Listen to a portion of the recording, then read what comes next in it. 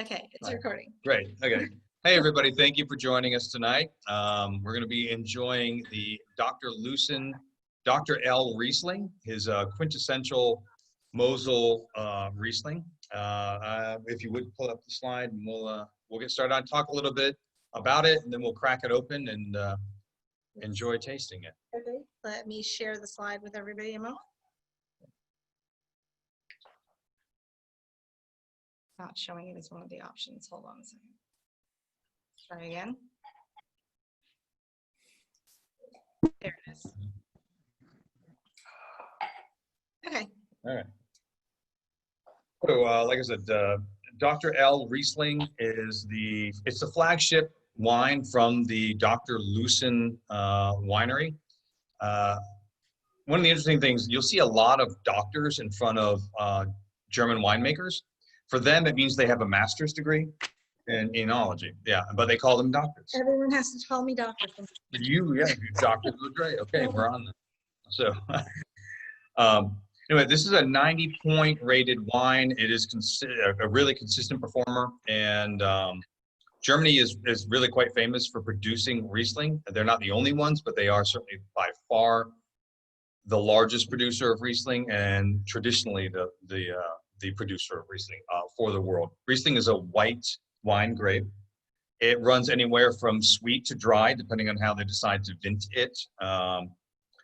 And this guy here is really, the one we're going to taste tonight is a perfect example of the most traditional expression of Riesling from Germany. So it is on the sweeter side. It is not as fully sweet as they come.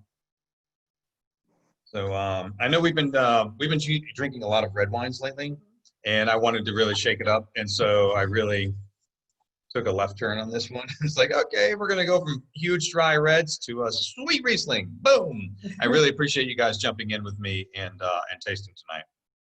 So I'm hoping that as we taste through it, you can, those of you that don't drink sweet wines regularly might really see that, sweet wines are real wine. They are delightful and complex in their own way.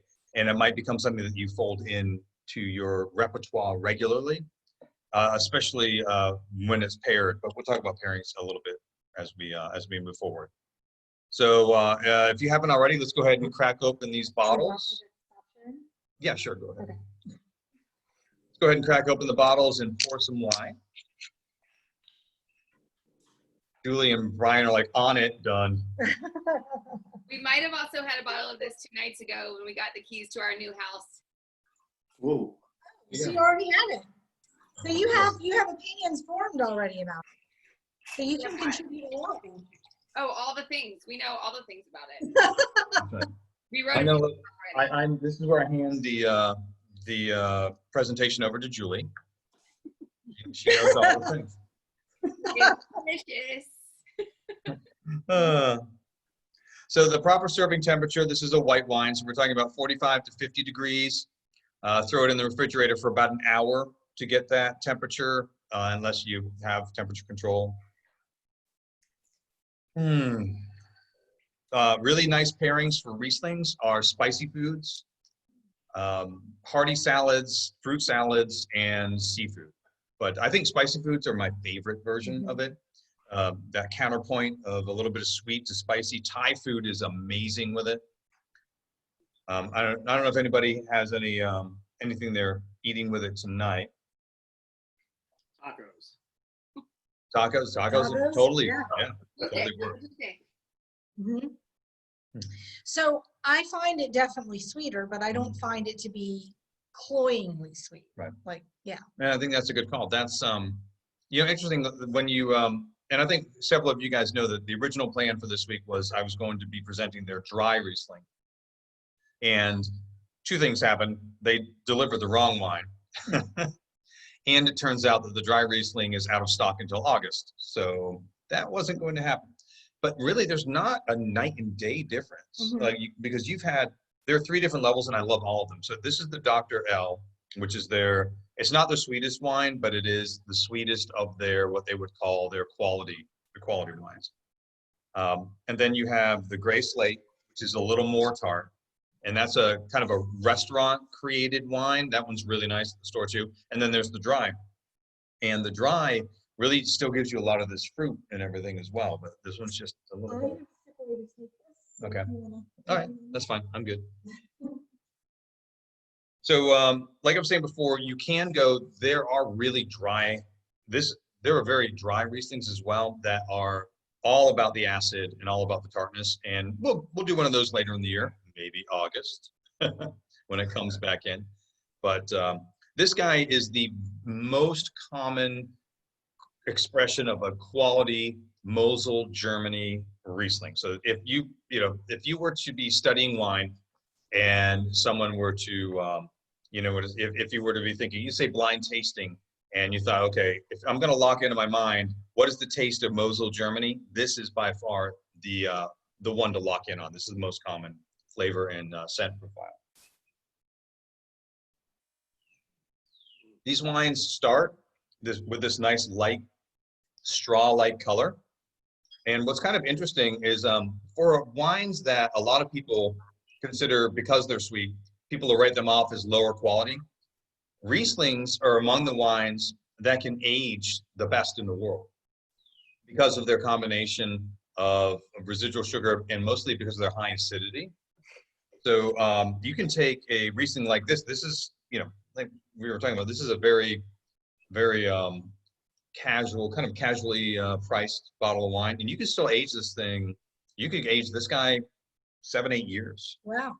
Yeah.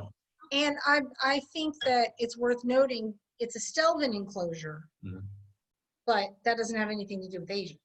It does not. No, Yeah. not in this case. Well, especially because this one's 7-8 years. No. So for people who haven't heard that before, why don't you explain what that means? All right. So Stelvin enclosures are the screw tops, and if you want to sound fancy, you say Stelvin enclosure, because that's what we love to do in the wine world, is make things overly complicated.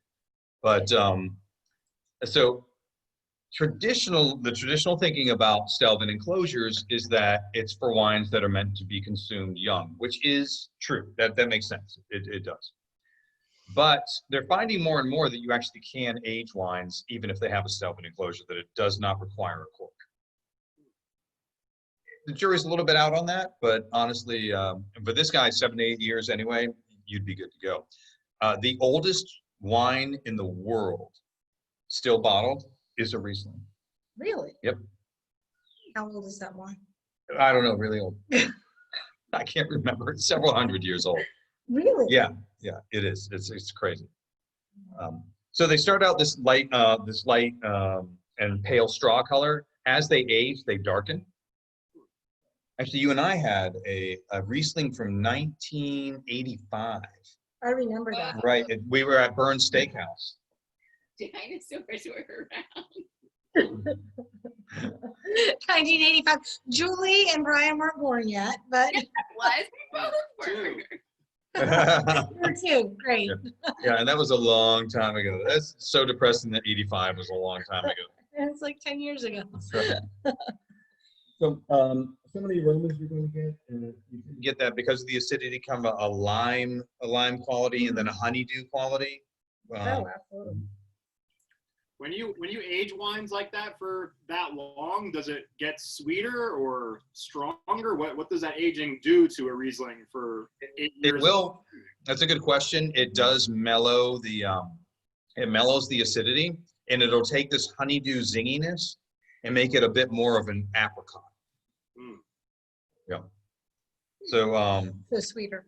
yeah, sweeter. Okay. This one is he's a nice producer, but there's a little bit of what I want to talk about. There's a signature scent to Rieslings that is a bit like gasoline. It's a petrol type scent. This has just a bit of it. To me, I'm getting more pear on the nose, but there's a little bit of a plasticky, like fresh plasticky. Really? Reminds me of champagne. So a little bit of plasticky. it's just a little bit. This one's really subtle, and I think that's a good thing. Some of the traditional German Rieslings can smell like a freshly opened can of tennis balls. Oh. They can be very intensely kind of plastic, rubbery, and it can be really off-putting depending. And other people just embrace it and say, this is true to style. it's intriguing, it's different. You know, it's well, to me, it's like the same discussion that I have with Chilean red wines that taste like bell pepper. I was talking about the pyrazines in one of the earlier tastings, where in balance, I think they add to the wine. Out of balance, I think that they're terrible. I just think they're completely distracting. But this guy certainly is very much a nicely balanced wine. Yeah, I'm smelling a bunch of kind of salts. So the you know, one of the things and that really helps us, which I mentioned a bit before, but I'll go into a little bit more, is the acidity in here, because you get that like almost a squeeze of lime or a squeeze of pink grapefruit juice, you know, kind of effect on the flavor. So you get this melon, and it's kind of like brunch in a glass. You know, you just get a little fruit salad going. One of the other things about Mosel wines is that they are lower in alcohol. Because they leave a little sugar left in the wine, it doesn't become alcohol. Okay. So they run from anywhere from 7.5 to an 11.5% alcohol, which is certainly on the lower spectrum for most wines. And this guy's 8.5%. Oh. So I drank 2 bottles in the car on the way here. Right, Yeah, because, you know. Wait, no, I can't. I shouldn't joke about that. I would never drink it back. You did not actually do I that. did not, and I would not. So actually, I'll read a little bit about. So from Wine Enthusiast, they were tasting, and they gave it 90 points. Pink grapefruit and citrus blossom, which I can go a little floral kind of thing. What do you guys think? Floral component on there? Yeah. Yeah. And just kind of zesty. Oh, and they go with a little guava rather than honeydew. I call it honeydew. They're going with guava. I can see that. I could see it either way. And then that little Slater still, there's a minerality component, you know, almost like you. I always say, people are like, what do you mean by minerality? I was like, well, if you spilled your wine on a rock and licked the rock. Yeah. I always think of like a lime rock. Right. Yeah. Oh, can we pull up the slides again? I want to talk about the Mosel a little bit. Yeah. So Mosel, Germany is in the far western edge of Germany. You want to go to the next slide, right? Next slide. Yep. There we go. So I wish you guys, I'm like, I want to point. It's right there. So if you look at the far left central part of this map, you see a dark blue strip. Mosel is listed right above that. You guys see that navy blue strip? Yeah. There. Yeah. So that's Mosel's in the like I guess that you would call it southwestern, but it's west by southwest of Germany, and it's a river valley. And if you go to the next slide, it's an extremely winding river. I mean, look at the Mosel River. It's just awesome. So in Germany, almost all of their vineyards are along rivers. And the rivers serve a very important purpose in winemaking in Germany, because Germany is such a cold place, or used to be, anyway, such a cold place to grow grapes. So first of all, the river holds heat that it builds up during the day from the sunlight.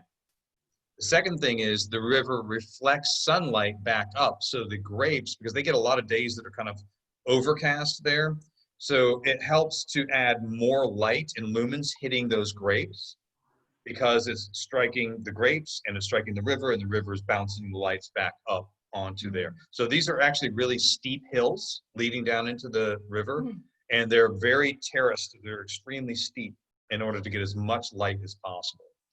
So almost all of the vineyards in Germany are along rivers, because they otherwise they can never get the ripening that they need. That's interesting. Yeah. Next slide or not? Not yet. Okay. So now we'll just talk about the wine and what people think a little bit before I go on to the next slide. So so here's question number 1. It's a sweet wine. I know a lot of people don't drink them regularly. What do you guys think?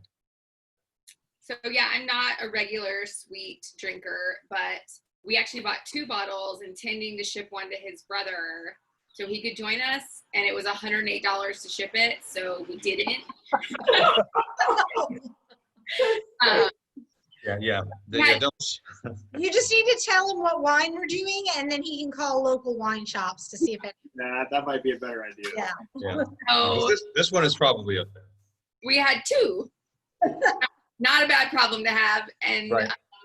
the people we're buying our new house from left town on Sunday and handed us the keys early so that we could Wow. start moving before we actually close. And so the kids went to bed and we snuck over to the new house and sat in rocking chairs and brought it. Because I'm not a sweet wine drinker, but Yeah, not at all. this is more like a cheersing, like celebration, not like a dinner red, like heavy. So it was perfect, like the end of the night, because it's not so sweet that I was like, I can't drink this. Right. Right. And it was just perfect for that occasion and like people pleasing for both of us. I do agree with you about the grapefruit too. Like when we had it the other night, I think I mentioned something to Julie. I said, this does taste like grapefruit. So before we opened this one up, I poured myself a glass of grapefruit juice just because I was thinking about it. And, yeah, I definitely taste a lot of grapefruit in it, and I like it. Yeah, it's good. Good. The Yeah. pear is definitely the strongest taste that's lingering is like strong pear, like a crispy, perfect, ripe pear. Right. That's what I'm getting the most of too. I feel like the pear and the grapefruit, that's what I'm tasting the most, more than like guava or other things that. I tell you what really makes these things pop though is it's an interesting wine because they're so easy to drink on their own, and they really are. I mean, in Florida, people should be drinking more of these. Mm-hmm. But in addition to that, when you pair it up with something spicy, it becomes magic. Well, I'm wishing that we picked up some Thai this evening. I know, because- I meant to. We always get so busy. Well, Tuesday is my ordering day. It just gets hard. But so here's a good thing. This a good point, because when we first got married, Mhm. 267 years ago. You mean 1985? Yeah, right. Exactly. Nice.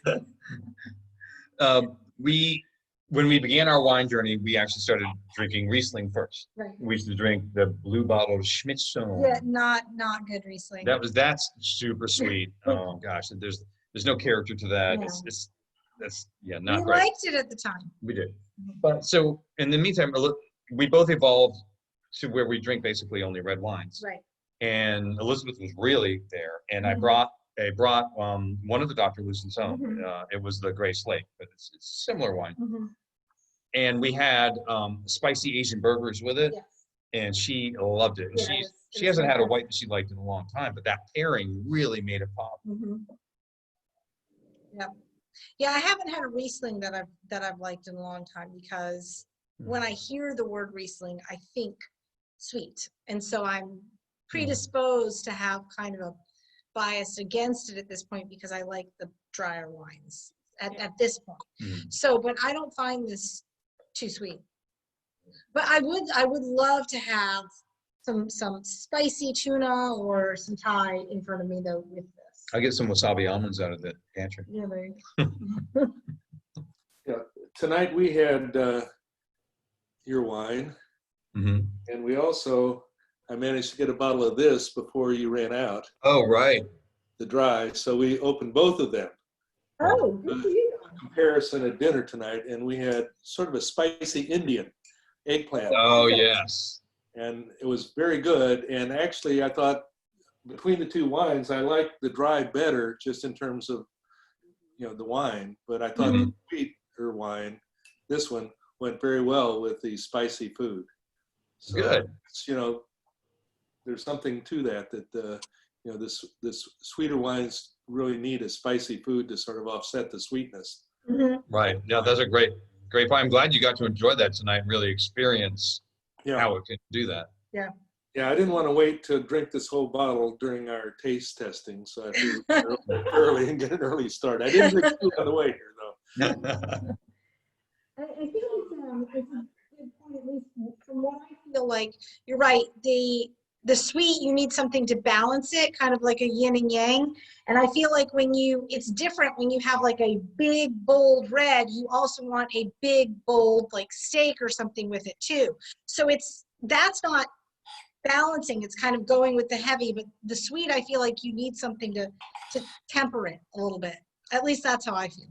No, I Yeah. think that's good. Now, one thing that surprised me, though, I looked at the alcohol content with 8.5%, I don't know that I've ever had a wine with that low in alcohol content. Is that Is that just because of the sugar content, you think? Is that what- It's a combination. Yeah, it's the slow ripening and because it's a cool area. Slow ripening and how much sugar content they leave in there. So they literally check the grapes and they pick them before they can gain too much alcohol, Yeah. or too much sugar rather, that they would use. So they take it and then they pick it at a time when they have a high level of acidity and not as much sugar, and then they put it in there. And what am I No, saying? I'm, I thought somebody wrote it in a message. they did not. I was Okay. just pointing to the camera. Okay. So anyway, they pick them with the high level of acidity, and then they turn off the fermentation on purpose before it can finish up in order to keep that much. And then that way they can take it and say, okay, here we have the same grapes. We're going to make the Dr. Lucent L, and we cut it off on this day. We're going to take the gray slate, and we're going to cut it off a week later. And then the dry Riesling might get an additional 3 weeks or something like that. So Well, what's this the, wine is perfect for my mother-in-law. She loves a little bit sweeter wine, and it's very tasty, and the low alcohol content would be very good for her. Oh, there you Keep go. her away from margaritas. yeah. No, actually, this would be good for my mother too.